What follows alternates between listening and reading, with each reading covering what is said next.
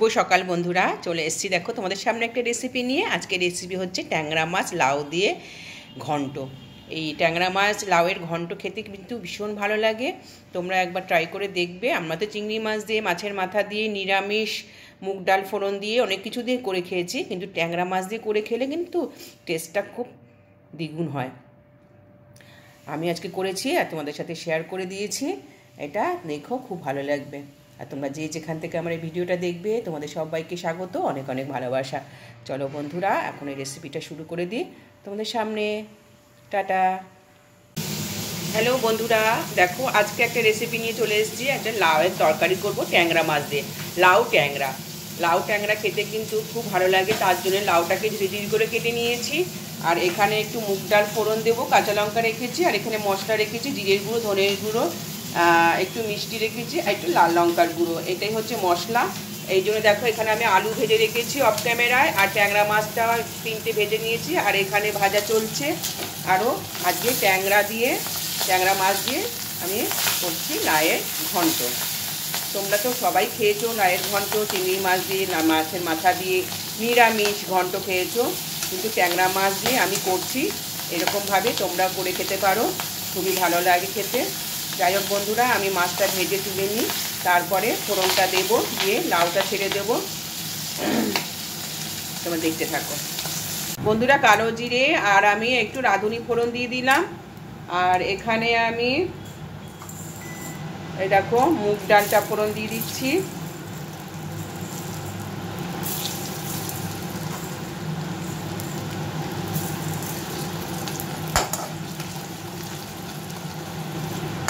মুগ ডালটা ফোড়ন দিয়ে দিলাম।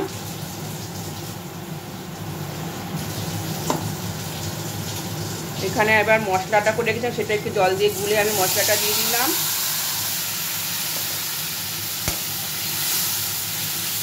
একটু মশলাটা কষিয়ে নিই।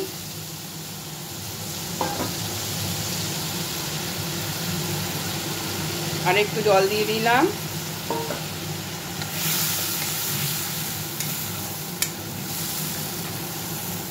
একটু বন্ধুরা আদা আছে তো, একটু মশলাটা কষিয়ে নিই।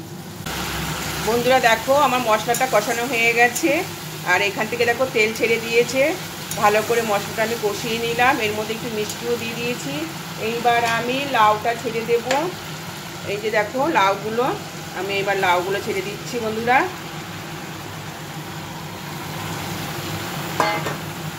একটু উলট পালট করে নেব।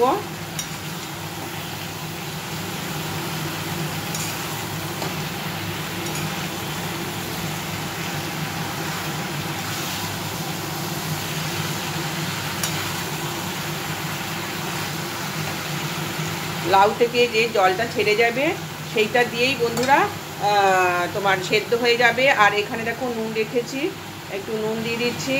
নুন না দিলে পরে তো তোমার জলটা ছাড়বে না বন্ধুরা, তাই জন্য নুনটা আগে থেকে দিয়ে দিলাম। দিয়ে এইবার আমি কি করব, ঢাকনা দিয়ে ঢেকে দেবো।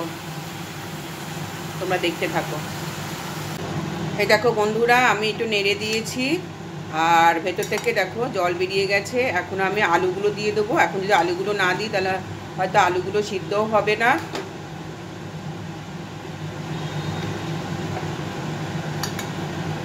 এখানে যে আলুগুলো রেখেছি, এই আলুগুলোই এখন আমি এখানে দিয়ে দেবো বন্ধুরা। দেখো দিয়ে দিচ্ছি।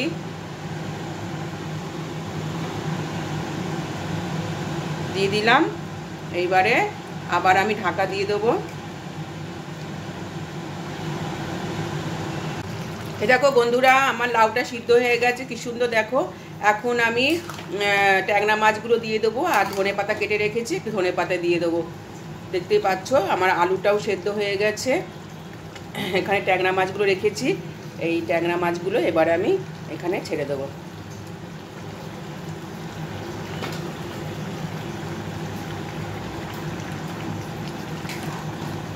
তবে ট্যাংরা মাছ যদি একটু ছোট ছোট হতো না, আরও বেশি ভালো হতো। এটা একটু বড় হয়ে গেছে বন্ধুরা। এবার একে একটু ভালো করে ফুটতে দেবো। দেখেছো কালারটা খুব সুন্দর এসছে।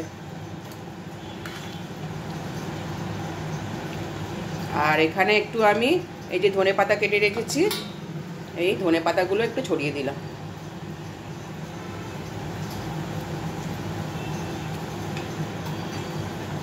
বন্ধুরা আমার কিন্তু ট্যাংরা মাছের লাউ দিয়ে রান্না হয়ে গেছে।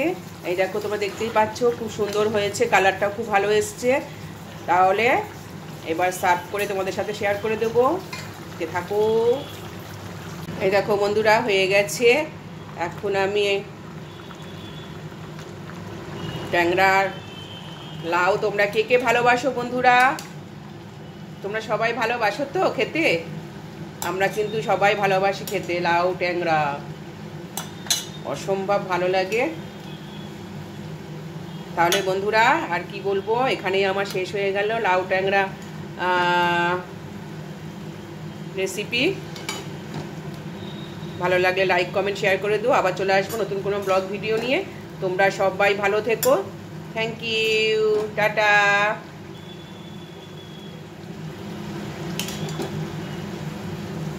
টাটা।